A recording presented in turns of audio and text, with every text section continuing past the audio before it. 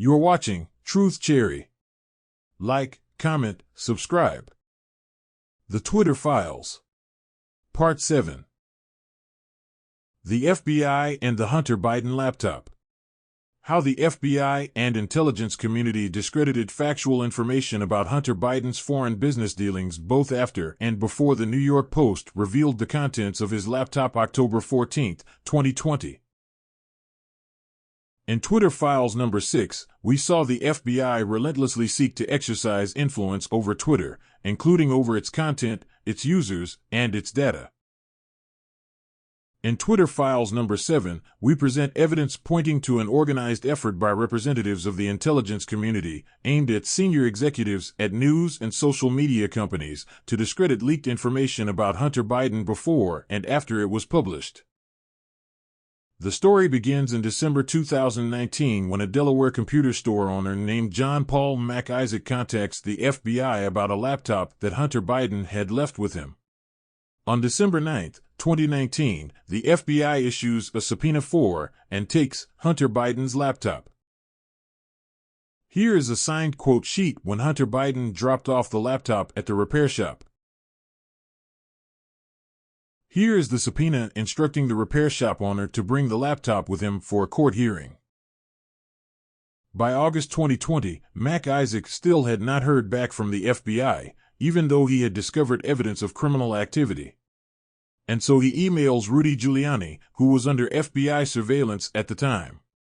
In early October, Giuliani gives it to the New York Post. Shortly before 7 p.m. Eastern Time, on October 13, Hunter Biden's lawyer, George Mazires, emails J.P. Mac Isaac. Hunter and Mazires had just learned from the New York Post that its story about the laptop would be published the next day. In that communication, attorney Mazires writes, "John Paul, thank you for speaking with me tonight. As I indicated, I am a lawyer for Hunter Biden and I appreciate you reviewing your records on this matter. Thank you. George Mazires." At 9:22 p.m. Eastern Time, FBI Special Agent Elvis Chon sends 10 documents to Twitter's then head of site integrity, Yoel Roth, through Teleporter, a one-way communications channel from the FBI to Twitter. In that communication, Elvis Chon writes, "Twitter folks, heads up, I will be sending a Teleporter link for you to download 10 documents. It is not spam. Please confirm when you get it. Thanks. Regards. Elvis M. Chon, Supervisory Special Agent, Squad CY-1 National Security, FBI San Francisco." The next day, October 14, 2020, the New York Post runs its explosive story revealing the business dealings of President candidate Joe Biden's son, Hunter. Every single fact in it was accurate. And yet, within hours, Twitter and other social media companies censor the New York Post article, preventing it from spreading and, more importantly, undermining its credibility in the minds of many Americans. Why is that? What exactly happened? On December 2, Matt Taibbi described the debate inside Twitter over its decision to censor a wholly accurate article. Since then, we have discovered new information that points to an organized effort by the intel community to influence Twitter and other platforms. First, it's important to understand that Hunter Biden earned tens of millions of dollars in contacts with foreign businesses, including ones linked to China's government, for which Hunter offered no real work. Here's an overview by investigative journalist Peter Schweitzer. Well, what we know is that the Biden family has benefited from commercial deals overseas to the tune of tens of millions of dollars. That's not in dispute. That's based on the so-called suspicious activity reports that the Treasury Department has released because a U.S. Senate committee asked for it. These documents show the flow of funds from Russian, Ukrainian, and Chinese sources, among others. So we know there's been a flow of funds. We also know that the people sending that money have very close relationships with the government. So in the case of China, for example, which I believe is the most troubling of the group of foreign donors, you can actually look on the Hunter Biden laptop and find the businessmen who secured these deals for Hunter Biden. There are four gentlemen that are named. If you look at those four gentlemen, each and every one of them has close ties to the highest levels of Chinese intelligence. So, for example, one gentleman who he calls the super chairman, at the same time that Hunter Biden secures a deal with him that translates into about $20 million, that same Chinese businessman is business partners with the Vice Minister of State Security in China, who is responsible for foreign recruitment. This has been reported in Hong Kong. This is not just Peter Schweizer saying it. So you have the flow of funds. You have the flow of funds from foreign parties that are linked to the government and intelligence services. And then you have the third component of this, which is there's no discernible service or product or anything that Hunter Biden has brought to the table. So the question has to be asked, why are foreign actors like these four businessmen in China arranging deals worth tens of millions of dollars to the Bidens and not getting anything in return? And what's important to point out here is that Hunter Biden is the one who's the signatory on these deals, but the laptop also shows that money is fungible within the Biden family. We know that $2 million that arrived from China ended up with his uncle, James Biden. And we also know that Hunter Biden paid some of his father's bills while he was vice president of the United States. So this is not a Hunter Biden question. This is a larger Biden family question. Now, one of the things that I hear from Democrats is that they say, well, you know, this is kind of common. And look, the Trump family had all sorts of business dealings with Russia. Is that true? So the Trump family does actually have some deals in China, although they kind of were unwinding. And I raised questions about that and some of the finance deals that Jared Kushner was involved in the Middle East. And those need scrutiny. They need analysis. And by the way, they were scrutinized by the mainstream media. So that's a good thing. The Biden deals weren't, but there's also a crucial difference here in my mind. And that is the deals that the Trumps had with China. The one that really translated into money was the deal that Ivanka Trump had for the manufacturing of shoes and other things in her apparel line. That was a line started, 10, 15 years ago. My point being, those were actual legitimate businesses that predate any involvement in. You certainly go watch them and be aware of them and take them into account. With the Bidens, we're not talking about that. Hunter Biden, after his father becomes vice president of the United States, suddenly decides he's going to go into international finance, ill-defined. He has no background. He has no experience. And he's not doing deals in London or Tokyo. He immediately goes to Russia, China, and Ukraine for those deals. So I believe all foreign deals should be scrutinized, but you have to differentiate, in my mind, the difference between, say, Michael Bloomberg, who his company Bloomberg has major business dealings in China, which need to be watched. But that's a legitimate business. You cannot compare that to Rosemont Seneca Partners, which is, frankly, in a large extent, a fictitious business entity that was funneling money to Hunter Biden and his family. Now, what about Trump's relationship with Russia? Well, there was no question. There were discussions, and there was a sort of verbal agreement to build a Trump Tower in Moscow, but there was no real exchange of money in that case. And again, I would say, look, that deserves scrutiny, but Donald Trump actually has built hotels and condos around the world. Certainly, it's not appropriate to be doing that while you're a candidate or president of the United States. But to somehow put that in a nefarious light when you're ignoring a business that has no history that predates your father being vice president of the United States, and you have zero track record in it, I don't think you can compare those two very effectively.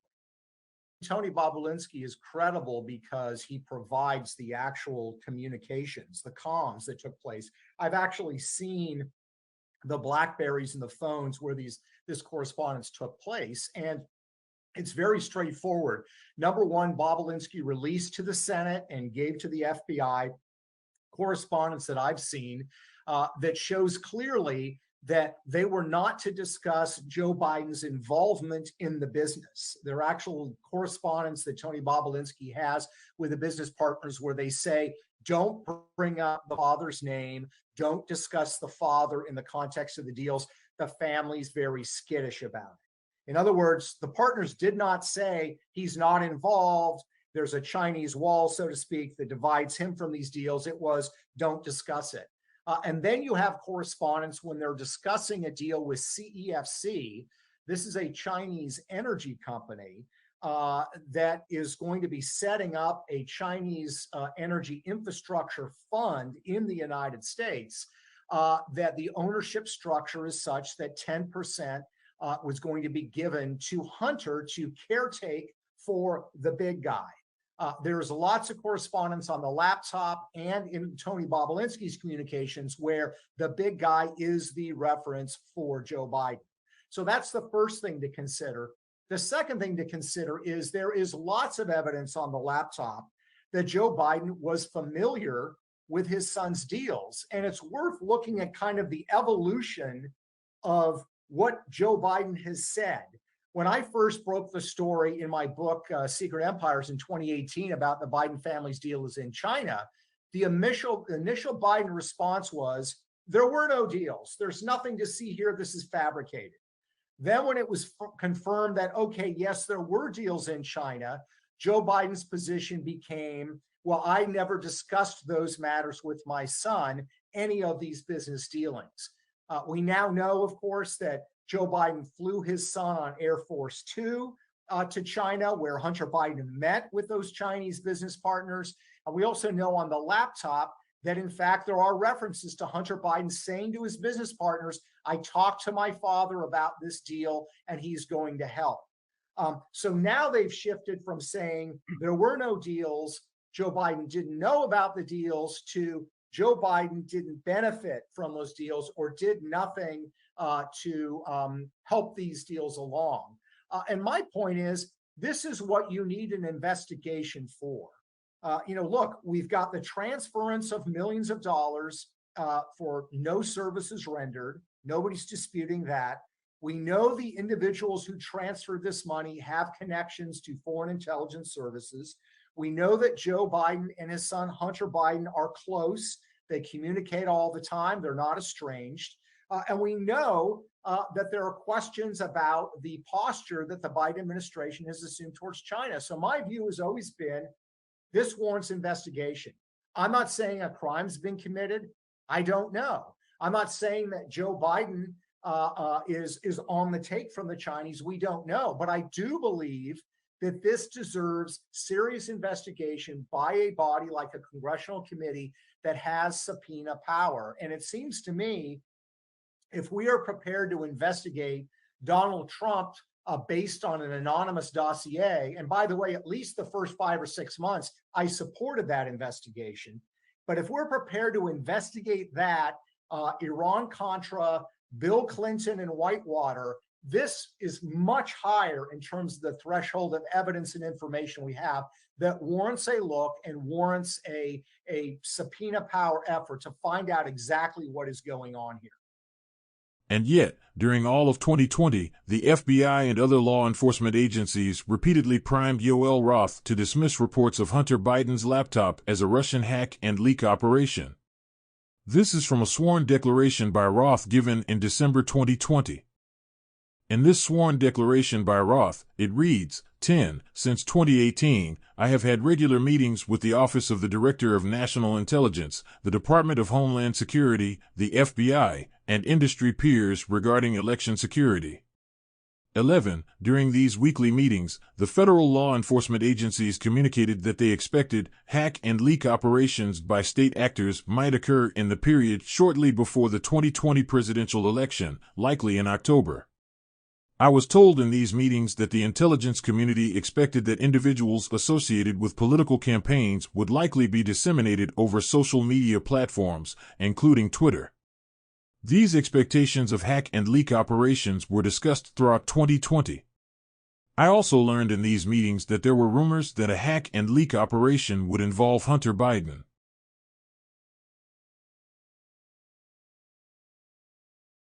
They did the same to Facebook. According to CEO Mark Zuckerberg, the FBI basically came to us and was like, "Hey, you should be on high alert.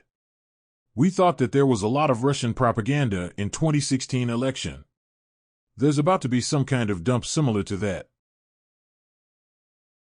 Were the FBI warnings of a Russian hack and leak operation relating to Hunter Biden based on any new intel? No, they weren't.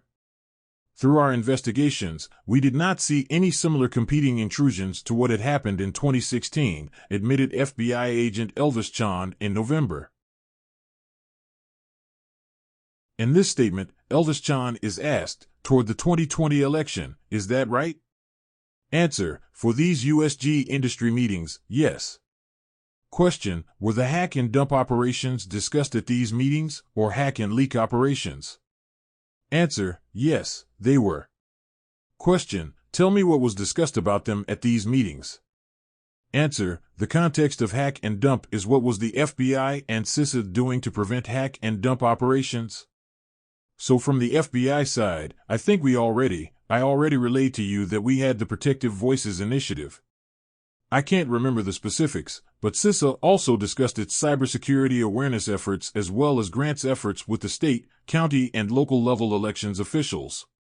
Question, did anyone at these meetings tell the industry participants to expect a Russian hack and dump operation or hack and leak operation shortly before the 2020 election cycle? Attorney, Mr. Sir, objection, lacks foundation. The witness, from my recollection, I remember that the FBI warned, that I or someone from the FBI warned the social media companies about the potential for a 2016-style DNC hack and dump operation. Question by Mr. Sauer, what exactly did you say to the social media companies about that? Answer, essentially what I just told you. Question, you said that there might be a Russian hack and dump operation? Answer, so what I said was although we have not seen any computer intrusions into national-level political committees or election officials or presidential candidates at this time, we ask you to remain vigilant about the potential for hack and dump operations, or something to that effect. Question, did you specifically refer to the 2016 hack and dump operations that targeted the DCCC and the DNC? Answer, I believe I did. Question, did you provide any basis to the social media platforms for thinking that such an operation might be coming? Answer, my basis was it had happened once, and it could happen again. Question, did you have any other specific information other than it had happened 4 years earlier? Mr. Sir, objection insofar as the answer calls for the law enforcement privileged information. You can answer, if you can, without divulging the law enforcement privilege as to any particular investigation. The witness, through our investigations, we did not see any similar competing intrusions to what had happened in 2016. So although from our standpoint we had not seen anything, we specifically, in an abundance of caution, warned the companies in case they saw something that we did not. Question by Mr. Sauer, so did you ask the companies if they had seen any attempts at intrusions or unauthorized access? Answer, this is something that I regularly ask the companies in the course of our meetings. Question, did you ask them in these meetings? Answer, not at every meeting, but I believe I asked them at some meetings. Question, and did you repeatedly warn them at these meetings that you anticipated there might be hack and dump operations, Russian-initiated hack and dump operations? Mr. Sir, objection, vague, assumes facts not on record. The witness, so repeatedly I would say, can you ask your question like, what do you mean by repeatedly? Like 100 times, 5 times? Question, by Mr. Sauer, well, did you do it more than once? Answer, I did it more, yes. I warned the companies about a potential for hack and dump operations from the Russians and the Iranians on more than one occasion, although I cannot recollect how many times. Question, did anybody else at the FBI talk about hack and dump Russian operations? Answer, from my recollection, other senior officials, to include Section Chief Demlo, likely mentioned the possibility of hack and dump operations. Question: Do you remember Section Chief Demlow mentioning it? Answer: I said that I believe she mentioned it on at least one occasion. Indeed, Twitter executives repeatedly reported very little Russian activity. E.g., on September 24, 2020, Twitter told FBI it had removed 345 largely inactive accounts linked to previous coordinated Russian hacking attempts. They had little reach and low follower accounts. In this email from Twitter to FBI agent Elvis Chand: Hi Elvis, we hope you are well. We want to let you know about actions that we plan to publicly announce in the next hour. As you are aware, we are working with you and Facebook to permanently suspend accounts we can reliably attribute to Russia. Thank you for your ongoing cooperation and information sharing. We are removing 2 distinct networks of accounts which we can reliably attribute to state-linked entities in Russia. Our investigations are ongoing. The first network of accounts, totaling approximately 345, were largely inactive and were linked to previous coordinated Russian hacking attempts.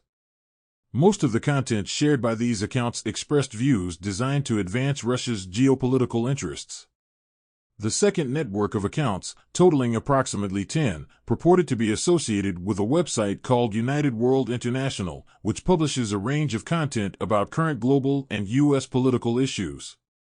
Links to United World International will be blocked on Twitter under our unsafe links policy detailed here. The accounts included in this enforcement action had little reach and low follower counts. We plan to send you FITF relevant account information at the conclusion of our investigation. Please let us know if you have any questions. Thanks. In response, Elvis replies, Excellent. Thanks for the heads up. Regards, Elvis. In fact, Twitter debunked false claims by journalists of foreign influence on its platform. We haven't seen any evidence to support that claim, in reference to a story by NBC News about foreign-controlled bots. Our review, thus far, shows a small-scale domestic troll effort.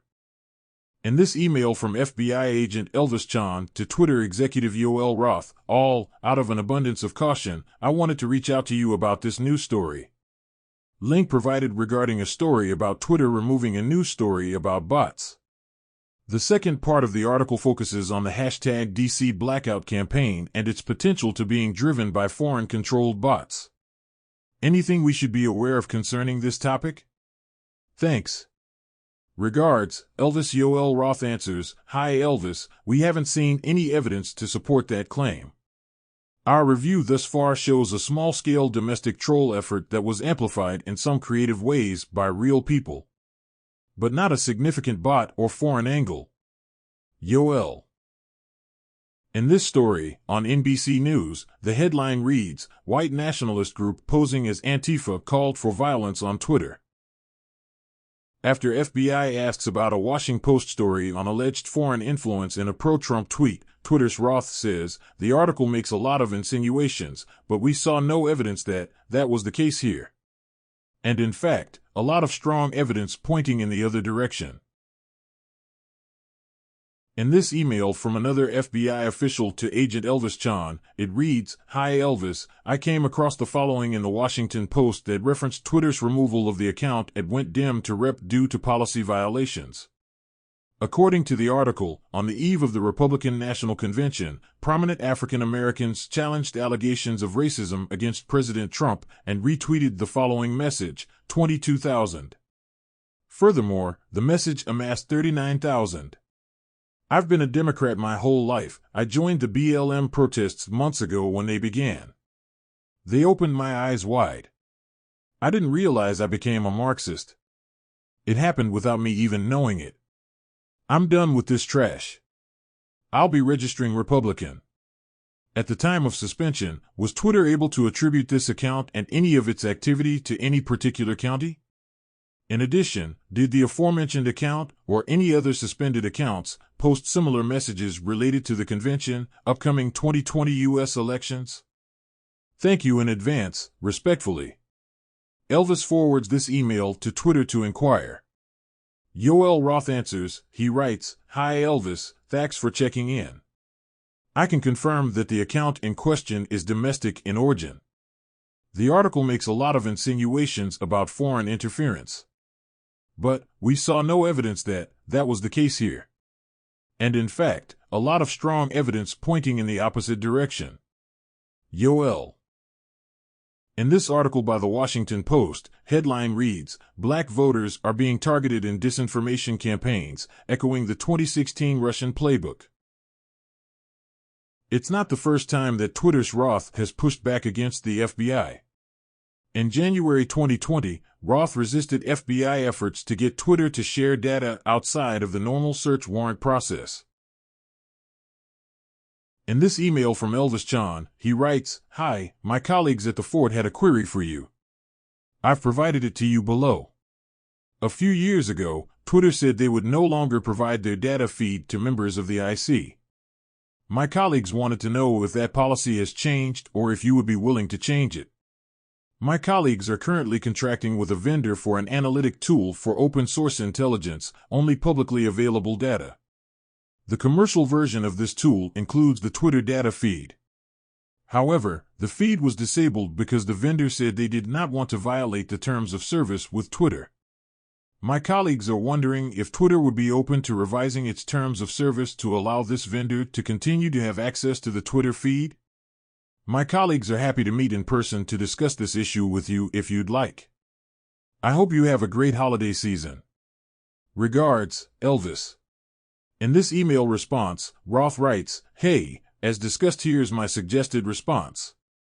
Of course, feel free to tweak or edit, but I tried to hit on the major points. At this point, we don't think a call directly with your colleague at the Fort is the best path forward. As a rule, we're not able to directly discuss data licensing relationships with third parties, such as the customers of our data customers, both due to confidentiality reasons and limited information on our end about the business decisions that may have led one of our customers to decline to provide services to the government. We also have a long-standing policy prohibiting the use of our data products and APIs for surveillance and intelligence gathering purposes, which we would not deviate from. Ultimately, we want to be good partners to government and help combat our shared threats, but the best path for NSA, or any part of the government, to request information about Twitter users or their content is in accordance with valid legal process. Thanks, Yoel." Pressure had been growing. We have seen a sustained, if uncoordinated, effort by the IC, intelligence community, to push us to share more information and change our API policies. They are probing and pushing everywhere they can, including by whispering to congressional staff. In an email from Carlos Monge to Yoel Roth, Carlos writes, "I definitely agree with the caution here. We have seen a sustained, if uncoordinated, effort by the IC to push us to share more information and chain our API policies. They are proving and pushing everywhere they can, including by whispering to congressional staff. We should stay connected and keep a solid front against these efforts." My sense from the exchange below is that Elvis is sending a message he was asked to, but that he doesn't feel ownership of it, and a polite discussion will suffice to answer the mail here. Do we know which commercial provider is being referenced here by the clues offered? Do we feel like there is any additional guidance we can give to those companies that could help clarify our rules and minimize their efforts to point back at our API rules when they feel pressure from governments? It seems that Dataminr has gotten that message clearly, but we keep getting additional queries from elsewhere. Carlos Monge Jr., Director of Policy and Philanthropy, United States and Canada, Twitter Inc. Time and again, FBI asks Twitter for evidence of foreign influence, and Twitter responds that they aren't finding anything worth reporting. We haven't yet identified activity that we typically refer to you, or even flag as interesting in the foreign influence context. In this email from Yoel Roth to the Twitter team, he writes, "Hi team, we're continuing to closely monitor the situation and haven't yet seen anything that's in line with Senator Rubio's tweet. We've heard that the tweet may have been based on a miscommunication between the Senate Intelligence Committee staff and Graphika, who they employ for narrative analysis and investigations. But we haven't gotten any specifics beyond that. At this stage, my team's findings have largely been that U.S.-based trolling groups are behind some of the on-platform violative activity and misleading information we've seen. While much of this violates our terms of service, we haven't yet identified activity that we typically refer to you, or even flag as interesting in the foreign influence context. We're still investigating some of the new developments this morning involving Anonymous, such as #ObDeathTheaters, which has been focused on a resurfacting of old Jeffrey Epstein-related court documents. As always, if there's anything you become aware of that might be interesting, please feel free to flag to us. Any source of signal on these issues is much appreciated. Yoel. In this email from Yoel Roth to the FBI, Roth writes, "Thanks. Hi Elvis and team, wanted to briefly follow up on this one following our review. First, I want to apologize for any confusion here. A tooling bug on our end resulted in one of the accounts not being correctly enrolled in our authenticity checks, which is why you saw it stay online, even after the others came down. We've fixed the issue. Beyond that, to the extent the FITF is able to share any information about the sourcing of these accounts, even at a very high level, i.e., sourced from USG information, sourced from researchers outside USG who do not have access to classified information, etc., it would be much appreciated. While the accounts showed some signs of inauthenticity, they weren't so clear-cut on our end that they trigger a proactive referral of associated accounts or content to the Bureau. We don't at this time have clear indication that they are foreign in origin. I recognize that the Bureau's ability to share sourcing information in these cases can be constrained, but anything you're able to share that might help further our investigation here could potentially enable additional review and sharing on our side. Thanks, Yoel." Despite Twitter's pushback, the FBI repeatedly requests information from Twitter that Twitter has already made clear it will not share outside of normal legal channels. In this email from Yoel Roth to FBI and CID, Roth writes, "Hey, sorry about the delay. In terms of VoIP usage, Twitter requires people registering an account to confirm either an email address or a phone number. And in the course of using Twitter, we may require account holders to confirm a phone number if we detect any indications of suspicious activity originating from their accounts. Several of the phone numbers we observed associated with these accounts appear to be linked to VoIP phone providers. A relatively common tactic for obtaining phone numbers for the purpose of account confirmation. As for the VPN information, after consulting with Name Redacted, we would need legal process to provide further information about the IPs, subnets, providers, etc., associated with the authentication IPs from these accounts. Thanks, Yoel." In response, an agent with the Counterintelligence Division, Foreign Influence Task Force, Global Unit, responds, "Hi Yoel. Thank you again for taking the time to look into this matter. We appreciate it. When available, I had a few follow-up questions. I'm hoping you can answer.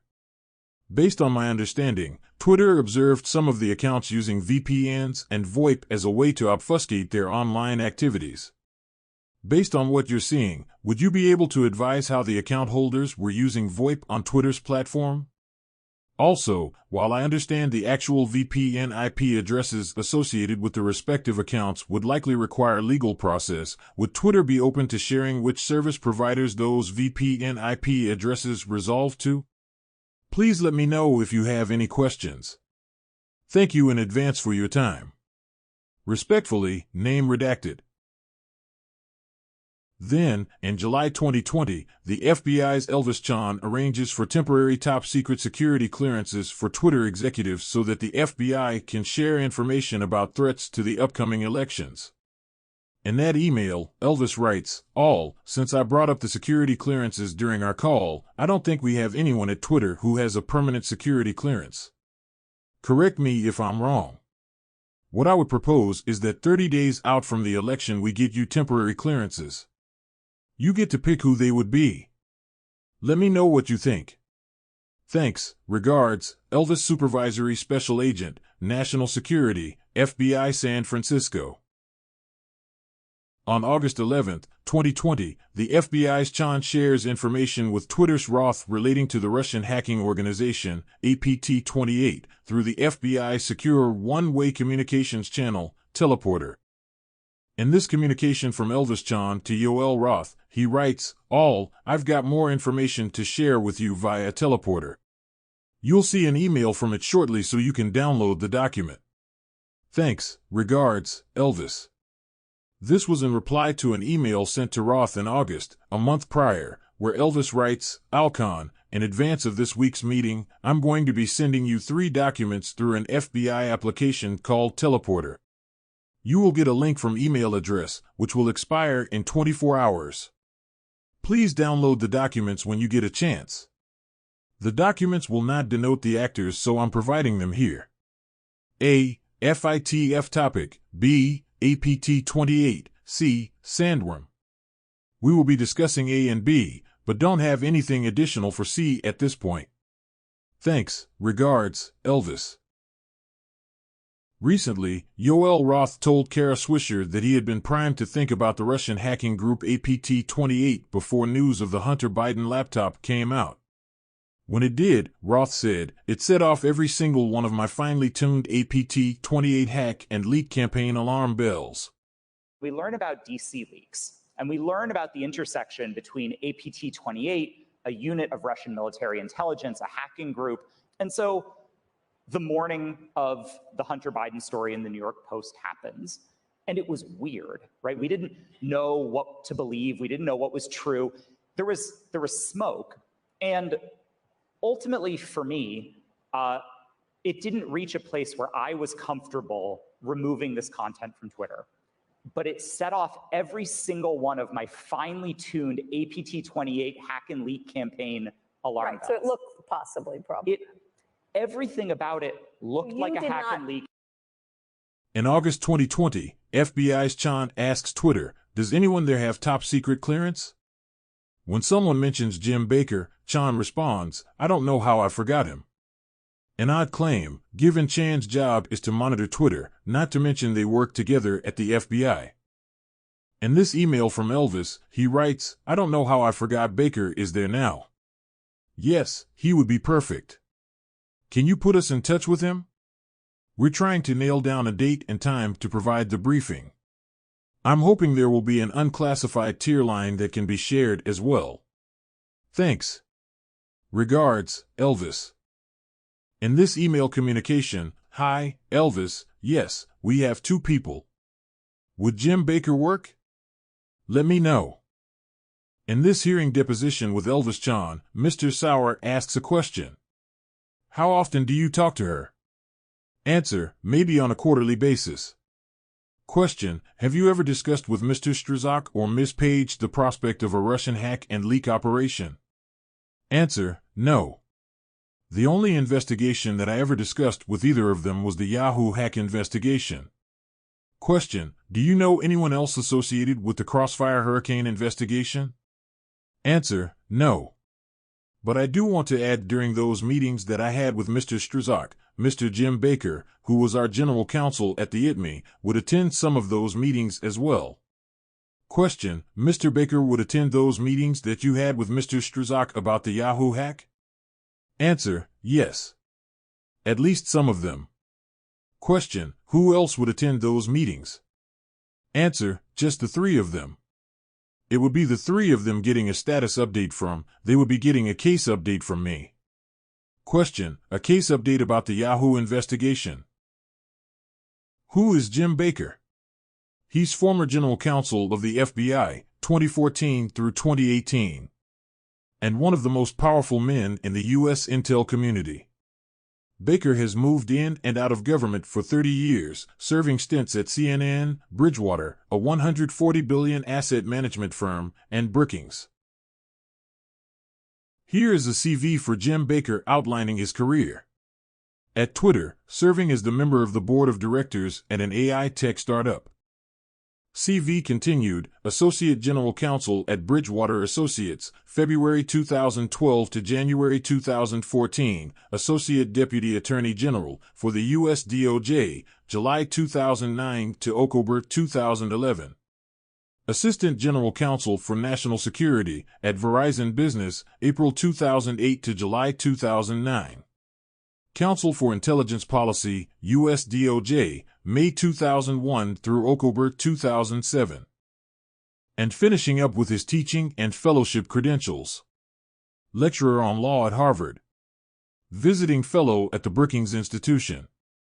Distinguished Visiting Fellow at Lawfare Institute in Washington, D.C. Fellow at the Institute of Politics, previously at Harvard. As General Counsel of the FBI, Baker played a central role in making the case internally for an investigation of Donald Trump. Baker wasn't the only senior FBI executive involved in the Trump investigation to go to Twitter. Don Burton, the former deputy chief of staff to FBI head James Comey, who initiated the investigation of Trump, joined Twitter in 2019 as director of strategy. As of 2020, there were so many former FBI employees, BU alumni, working at Twitter that they had created their own private Slack channel and a crib sheet to onboard new FBI arrivals. Here is a welcome letter that Matthew Williams, former FBI, Twitter employee, sent to Jim Baker after he was hired to Twitter. Hey Jim, so excited you are here. I am no longer the newest BU alum. Here's the BU to Twitter translation chart I mentioned. Adding Dawn so she can add, correct. Again, welcome. Super pumped to work with you again. Matt. Efforts continue to influence Twitter's Yoel Roth. In September 2020, Roth participated in an Aspen Institute tabletop exercise on a potential hack and dump operation relating to Hunter Biden. The goal was to shape how the media covered it and how social media carried it. Here is a schedule for the Aspen Digital Hack and Dump Working Group for September 2020. Day 1, Monday, October 5th. Anonymous website and a Twitter account at Hunter Laws begin posting documents that purport to be from Burisma tied to Hunter Biden. Splashed across the top of the site, in English, is Joe Biden betrayed America before for money. He'll do it again. Initially, the documents, mostly in Ukrainian, appear to be minutes of various Burisma board meetings, internal emails, and financial records. There is initially no sign of a smoking gun. Note, the website appears to have been first registered in 2016. No ownership information is public. The Twitter account was created in 2014, oddly just before Hunter joined the Burisma board. It has tweeted once and follows one person. Day 2, Tuesday, October 6th. The Drudge Report links to the anonymous website, BidenCrimes.info, and the site is quickly picked up by other fringe media and begins to spread on social media sites. Day 3, Wednesday, October 7th. Fox and Friends discusses BidenCrimes.info in its 7 a.m. block. At Real Donald Trump tweets 6 minutes later, is Joe Biden biggest criminal of all time? Check out at Hunter Laws. 3 reporters, Dina Temple-Rosson, Donnie O'Sullivan, and Ellen Nakashima, are contacted by an anonymous Proton Mail account, BidenCrimes@protonmail.com, and each sent a different document. None of the documents have appeared on the public website. They are each told they are the only reporter receiving a specific document. Dina's document purports to be a ledger of payments showing that Hunter Biden was paid $3 million over 2 months in 2015 by Burisma, far more than had been reported publicly before. Donnie's document is a 2016 email, purportedly from Hunter to his father, dated the evening before the firing of prosecutor Victor Shokin, simply titled Burisma, and the body of which reads, "I really need you to do this for me." Ellen's document purports to be the board contract between Burisma and Hunter. In Ukraine, Burisma announces that it has no evidence of any hack of its servers, disavows all files as forgeries. Continuing the Burisma exercise schedule, Day 4, Thursday, October 8th. The Biden campaign, adopting the policy of Hillary Clinton's campaign in 2016 and the Macron campaign, says they will not confirm the veracity of any documents. CrowdStrike announces, without further detail, it has reason to believe that BidenCrimes.info is the work of Fancy Bear, APT28. CNN's Jim Squitto reports an anonymous Cloudflare executive who says that he doubts the CrowdStrike appraisal. Cloudflare believes that no foreign actor is involved and has evidence that BidenLeaks.info is being hosted and run by Americans. At 4 p.m., The Washington Post publishes a story by Ellen Nakashima confirming that the Burisma board contract given to her is legitimate. There is no wrongdoing evident or alleged in the document, but Burisma sources confirm the document is real. Cesar Conde, the chairman of NBC News, announces that because of the suspicion that the Biden crimes info leaks are coming from a foreign power with a goal of undermining America's free and fair elections, no aspect of NBC News or MSNBC will report on the allegations or use the materials as the basis for reporting. In his statement, carried live on the evening news with Lester Holt, he asks all other news organizations to follow NBC's leadership.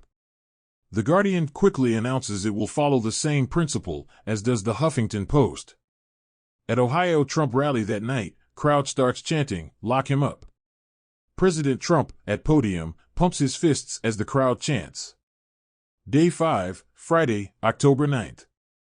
In a statement released at 9 a.m. and signed only by him, Director of National Intelligence John Ratcliffe says he has no reason to believe the documents posted by BidenCrimes.info are forgeries, nor does the IC have reason to believe the website is a Russian operation.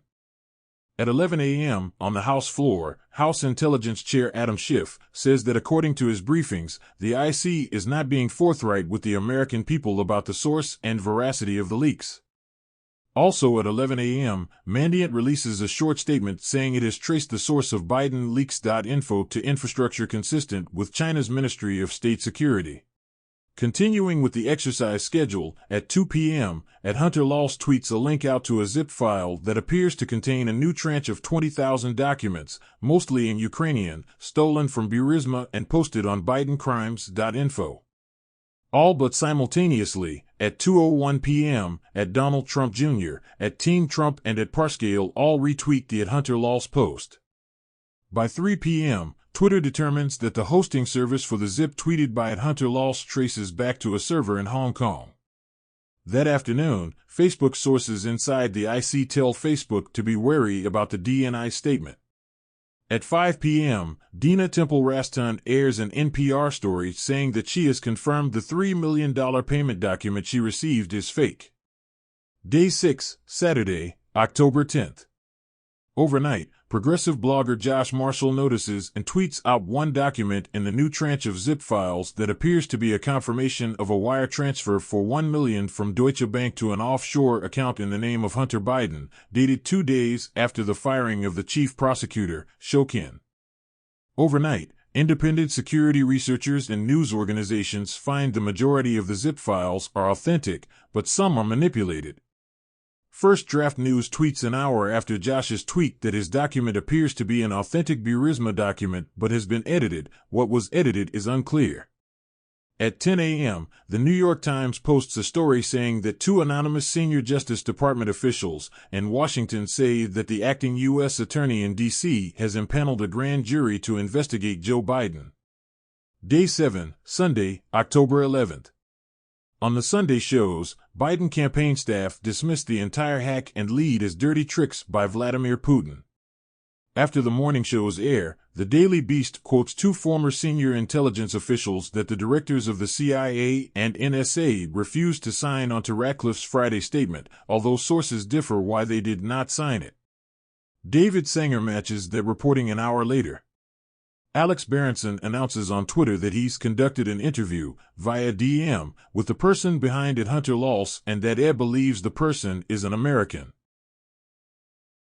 The organizer was Vivian Schiller, the former CEO of NPR, former head of news at Twitter, former general manager of New York Times, former chief digital officer of NBC News. Attendees included Meta, Facebook's head of security policy, and the top national security reporters for New York Times, Washington Post, and others. In this email from Garrett Graff to many journalists and Yoel Roth, Garrett writes, "Stephen was right." By mid-September 2020, Chan and Roth had set up an encrypted messaging network so employees from FBI and Twitter could communicate.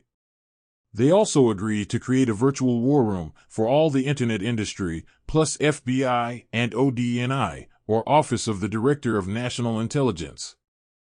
In this email from Elvis Chat at FBI to Yoel Roth of Twitter, Elvis writes, "Hi Yoel. Thanks for the response. I have some additional questions regarding them. I am aware the industry is meeting about this on Friday, so you may not have any clarification until then. We can discuss during and after our scheduled meeting depending on what your schedule looks like.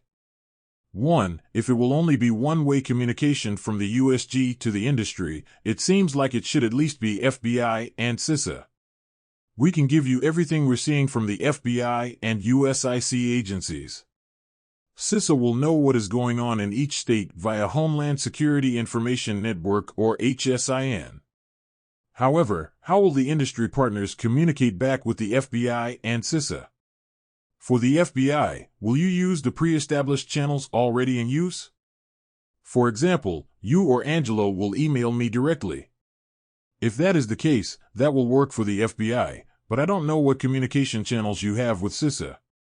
Or will the industry partners rely on the FBI to be the belly button for the USG? We can do that as well. We just need to know the industry group's preference. 2. Sounds good. We will likely only establish one signal channel for FBI San Francisco and one for FBI HQ. The FITF unit chiefs may want to be on the channel as well.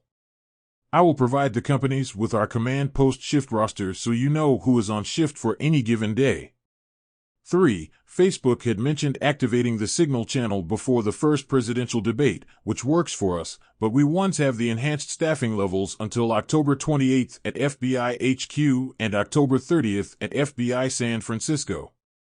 I don't think we will stay in enhanced posture through January, so I think we would revert back to the standard channels sometimes in November, perhaps after the elections are certified.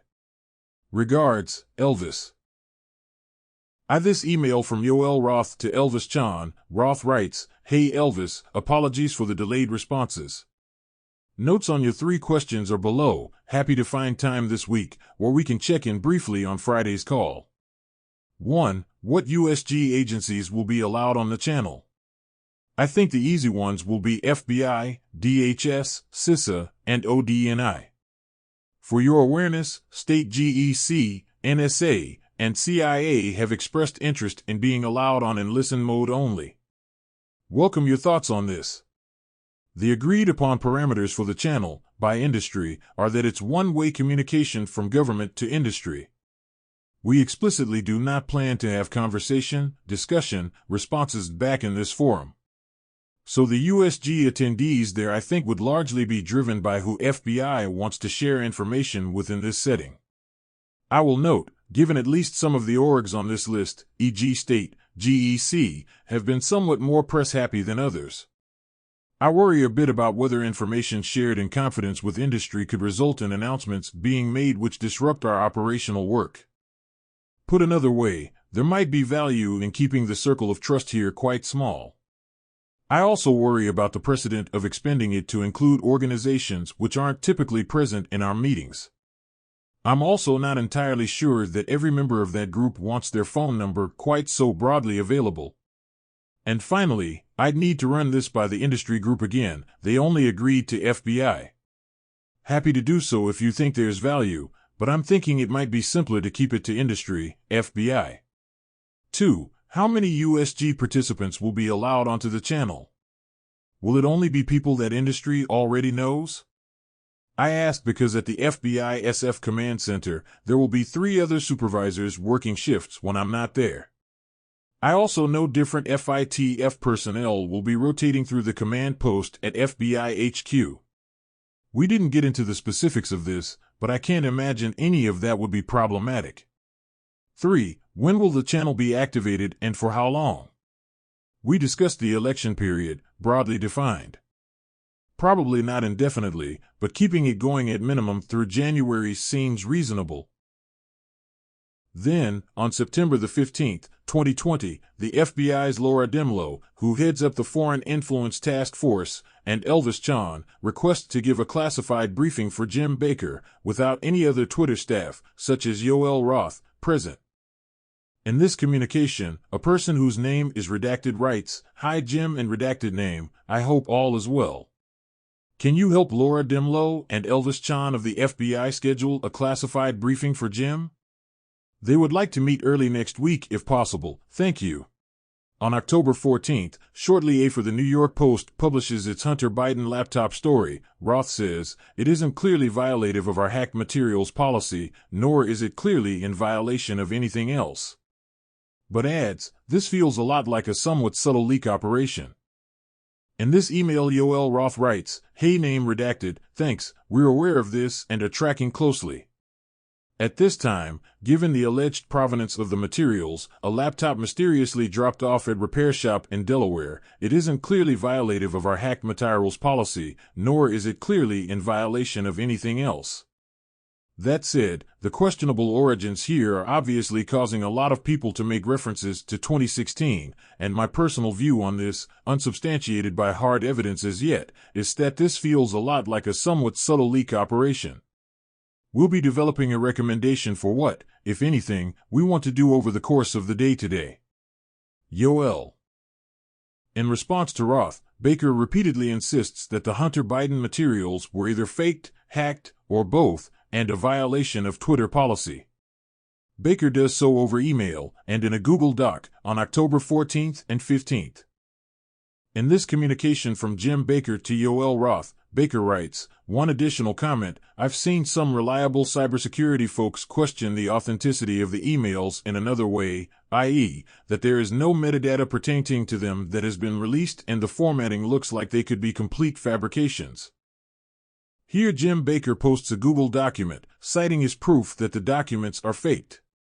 One employee at Twitter says, "I'm struggling to understand the policy basis for making this as unsafe, and I think the best explainability argument for this externally would be that we're waiting to understand if this story is the result of hacked materials.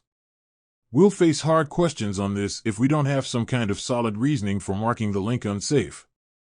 Another employee asks, "Will we also mark similar stories as unsafe?" and posts a link to a Fox News story. Roth responds, "The policy is hacked materials." Though, as discussed, this is an emerging situation where the facts remain unclear. Given the severe risks here and lessons of 2016, we're erring on Tay's side of including a warning and preventing this content from being amplified. Vijay Agadi responds, "What is the warning that will come up?" Roth answers, "When you click the link, you'll see the generic unsafe URL message, references spam, malware, and violations of the Twitter rules. Not ideal, but it's the only thing we have."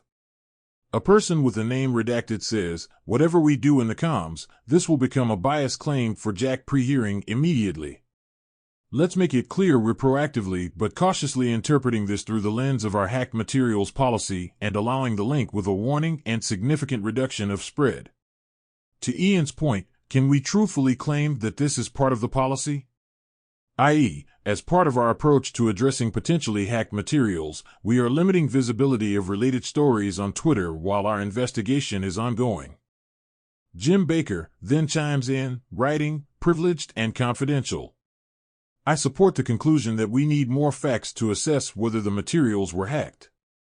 At this stage, however, it is reasonable for us to assume that they may have been and that caution is warranted. There are some facts that indicate that the materials may have been hacked, while there are others indicating that the computer was either abandoned and/or the owner consented to allow the repair shop to access it for at least some purposes. We simply need more information."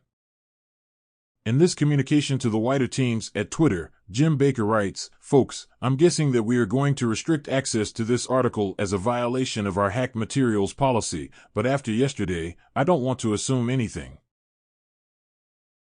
And yet it's inconceivable Baker believed the Hunter Biden emails were either fake or hacked.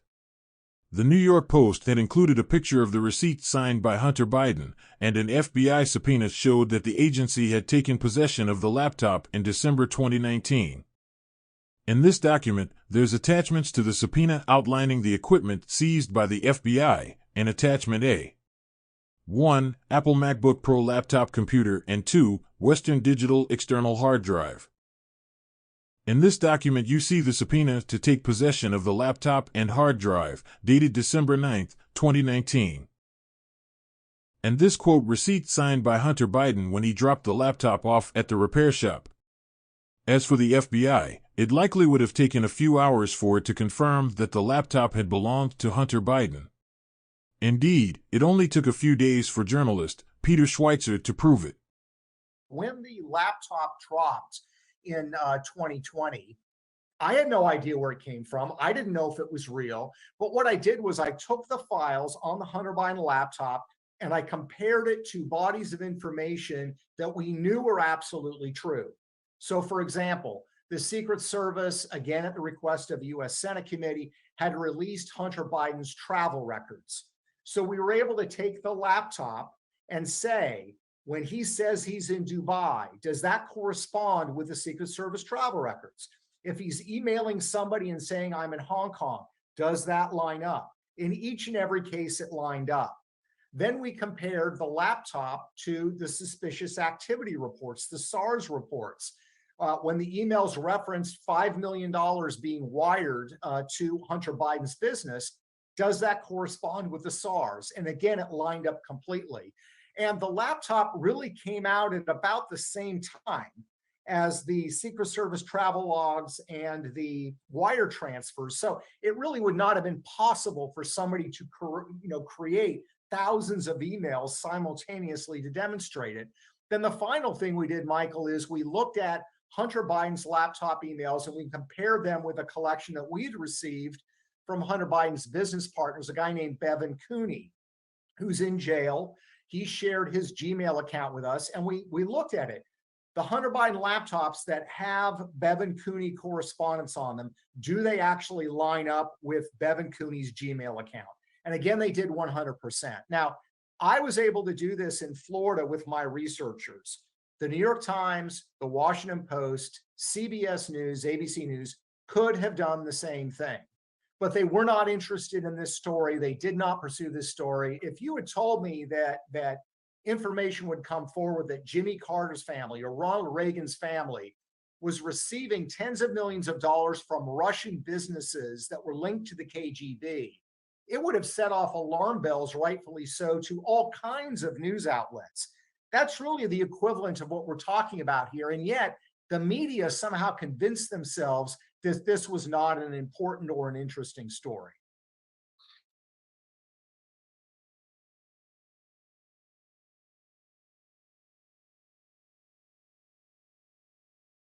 By 10 a.m., Twitter execs had bought into a wild hack and dump story. The suggestion from experts, which rings true, is there was a hack that happened separately, and they loaded the hack materials on the laptop that magically appeared at a repair shop in Delaware. In this email from Yoel Roth to various parties, Yoel writes, "Hi folks. Lots of good discussion of this case in the doc. Sharing a bit of additional context about why we're recommending this action. The key factor in forming our approach is consensus from experts monitoring election security and disinformation that this looks a lot like a hack and leak that learned from the 2016 WikiLeaks approach and our policy changes. The suggestion from experts, which rings true, is there was a hack that happened separately, and they loaded the hack materials on the laptop that magically appeared at a repair shop in Delaware, and was coincidentally reviewed in a very invasive way by someone who coincidentally then handed the materials to Rudy Giuliani. Given the severe risks we saw in this space in 2016, we're recommending a warning plus deamplification pending further information. If additional information emerges that establishes the origins of the materials more conclusively, we could either reverse this action and remove the warning or escalate our enforcement should it cross the line fully into hacked materials. We recognize that the product experience of the warning label is less than ideal and will surface that feedback with the experience team again as evidence for why we need more robust URL management options. Based on a discussion with Vijaya, we'll move forward with this action once we get sign-off from comms. Yoel." At 3:38 p.m. that same day, October 14th, Baker arranges a phone conversation with Matthew J. Perry in the office of the General Counsel of the FBI. Here is the record of that communication. The influence operation persuaded Twitter execs that the Hunter Biden laptop did not come from a whistleblower. One link to a Hill article, based on a Washington Post article, from October 15th, which falsely suggested that Giuliani's leak of the laptop had something to do with Russia. In this email dated October 16, 2020, Nick Pickles of Twitter writes, "The current policy is anchored in attempts to compromise or infiltrate computer systems for malicious purposes. We have to be feeling pretty vindictive to say whistleblowers or dissidents were malicious. Plus, isn't the issue with whistleblowers data theft rather than hacking? Hence, Snowden was charged under the Espionage Act versus Assange charged under Computer Fraud and Abuse Act. This does point to the question of whether we should have a factor in the policy relating to proximity and relevance to critical civic events informing our enforcement, which would protect something of dubious provenance but with public interest, e.g. FinCell files." I'd also note the seemingly well-timed briefings from government sources highlighting concerns about the source of the hard drive, which would support an assessment that it's neither whistleblower or dissident content. Thanks, Nick. Name redacted replies to Nick, writing, "I think this is intended to not only protect media reporting but whistleblowers and dissidents so as not to silence those voices." Nick responds, "At a high level, I'm still struggling to understand how we've gone from a narrow issue about how to scope the policy around media reporting to a far broader rollback of our approach to hacked materials. Labeling something that looks and smells like a hostile attempt to interfere in an election feels like we're dodging a pretty fundamental question about how we protect the public conversation, for the sake of appeasing a vocal political group who at this point seem willing to accept the fruits of foreign interference to help their own political fortunes." In this article from The Hill by Justine Coleman on October 15, 2020, the headline reads, "Intelligence officials warned Trump that Giuliani was target of Russian influence campaign, report." And this headline from The Washington Post by Shane Harris, Ellen Nakashima, Greg Miller, and Josh Dawsey on October 15, 2020 that reads, "White House was warned Giuliani was target of Russian intelligence operation to feed misinformation to Trump."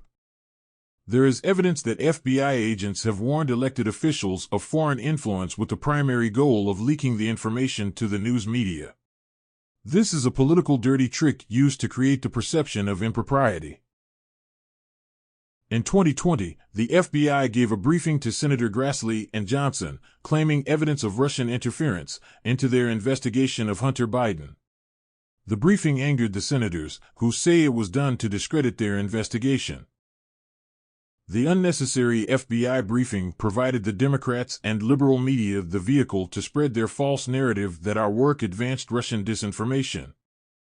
In this communication from the Senate to Ms. Nikki Flores and Mr. Bradley Benavides of intelligence agencies, the Senate writes, "Dear Ms. Flores and Mr. Benavides, on August 6, 2020, as we were finishing our September 23, 2020 report on Hunter Biden's financial connections to foreign governments and questionable foreign nationals, you provided a briefing to us on behalf of the FBI and intelligence community.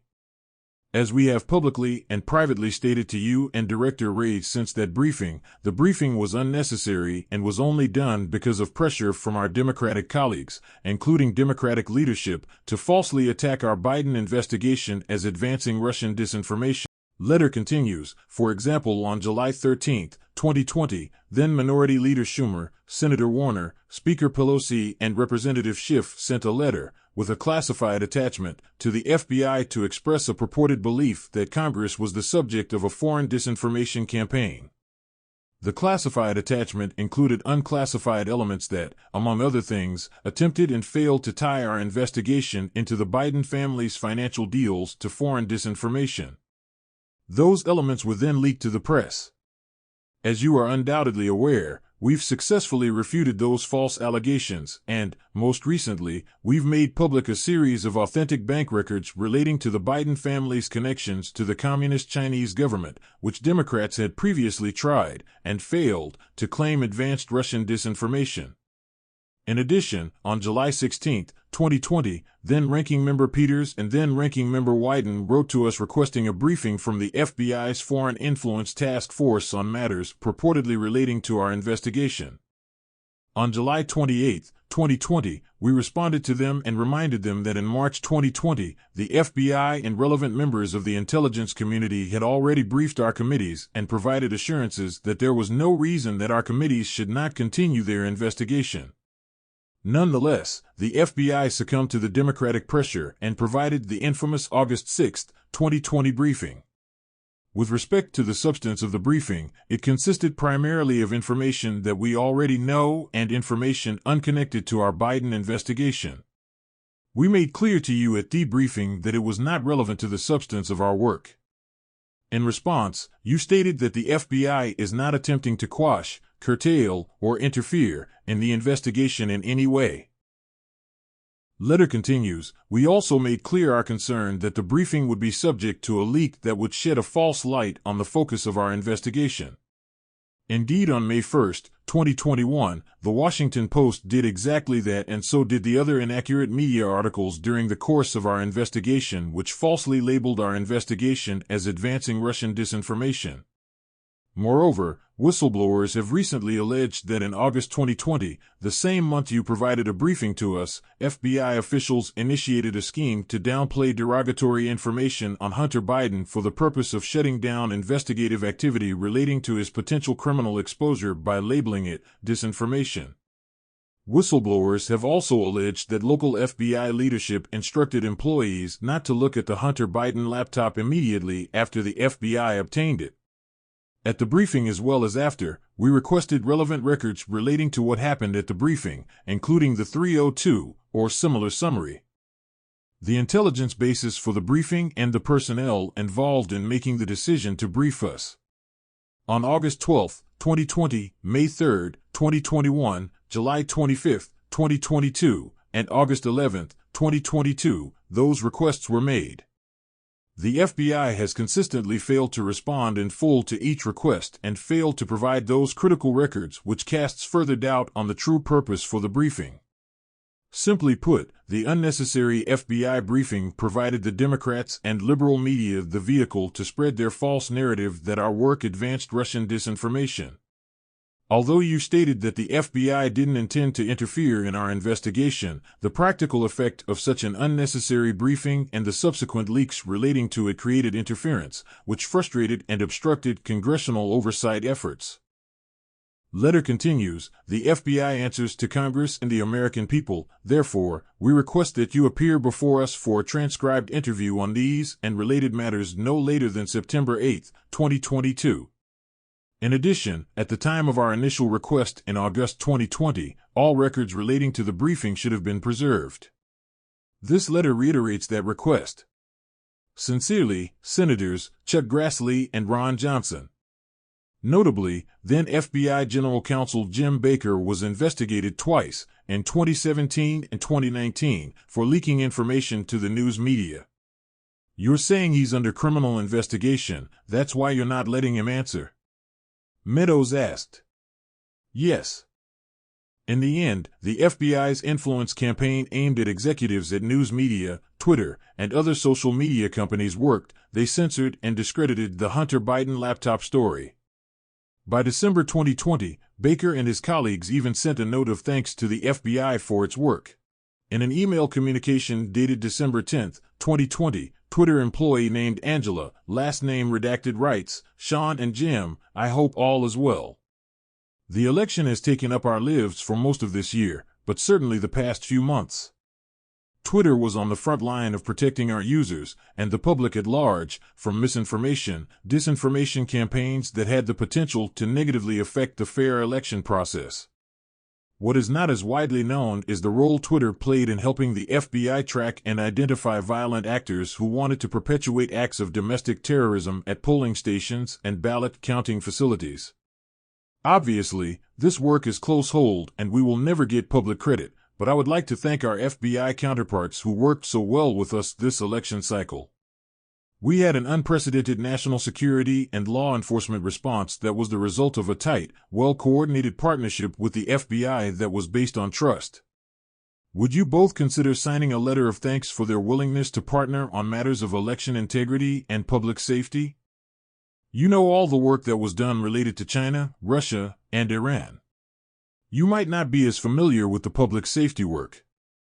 Twitter provided information related to the kidnapping plots of the Michigan and Virginia governors, as well as the Q members who drove to a ballot counting facility after making public threats. We had to work in real time with the FBI, and we were able to get them necessary information that prevented harm. Here is the list of those we worked with. Elvis Chan, Laura Demlow, and others whose names are redacted are listed. Sean Edgett from Twitter responds, "Hi Angela, I'd be happy to." Sean. Angela writes, "Thank you so much, Sean. Please let me know if you would like to draft the letter or if you would like to draft it. I really appreciate this." Jim Baker writes, "Thanks Angela, I'll it as well. Would Scale please prepare a draft for Sean and me to look at? Also, we should be mindful that the letters could leak and will be subject to the Freedom of Information Act, so we should prepare them with that expectation in mind. Thanks, Jim." The FBI's influence campaign may have been helped by the fact that TI was paying Twitter millions of dollars for its staff time. I am happy to report we have collected $3,415,323 since October 2019. Reports an associate of Jim Baker in early 2021. In this email communication, a Twitter employee whose name is redacted states in an email to Jim Baker and Sean Edgett, "Jim, for your information, in 2019, Scale instituted a reimbursement program for our legal process response from the FBI. Prior to the start of the program, Twitter chose not to collect under this statutory right of reimbursement for the time spent processing requests from the FBI. I am happy to report we have collected $3,415,323 since October 2019. This money is used by LP for things like the TTR and other LE-related projects, LE training, tooling, etc. And the pressure from the FBI on social media platforms continues. In August 2022, Twitter executives prepared for a meeting with the FBI, whose goal was to convince us to produce more FBI EDRs. EDRs are an emergency disclosure request, a warrantless search. This internal email sent from a Twitter employee with a redacted name on August 25, 2022 reads, "Team, I had an advanced prep call today with name redacted of the FBI for your September 6th meeting with them. Here are some key takeaways. Attending on the FBI side will be name redacted, plus people from NTOC and perhaps others from Violent Crimes at HQ. Their goal in the meeting is to convince us to produce on more FBI EDRs. They will try and do this by having NTOC educate us on the threats they are seeing, their procedures and processes for responding to tips, and what their standards are for when they seek EDRs. They plan on bringing statistics on our rate of compliance, which they labeled variable, and several forehead knockers, i.e. situations where in the FBI view there is no reason why we would not have complied. They repeatedly emphasized Twitter's lower level of compliance in comparison with other platforms. I, kindly, emphasized back that repeatedly stressing that to our team is not going to be a good strategy to move the needle in their direction. These bullets make it seem like this will be a confrontational meeting, which I do not think it will be. Instead, I get the feeling they are genuinely baffled and frustrated that their rate of success, as they say, is so low at Twitter. On our side, I think it could be helpful to have some statistics at our fingertips about how the FBI has far and away a greater rate of production than anyone else. I assume this is true. It might also be helpful to get a sense of the reasons we are denying their requests. Matt suggested that it was our high requirement of imminence, which is the narrative I expect his team will push, so it would be interesting to see if that's actually the issue, or if it's something else. I realize no one has time to do anything extra, so these are just nice-to-haves, not must-haves. You all are perfectly fine to just go into the meeting and listen and say thanks so much for your input and leave. But if you have interest in countering their version of the facts, it would probably be helpful to do a little digging on our side. Thanks so much.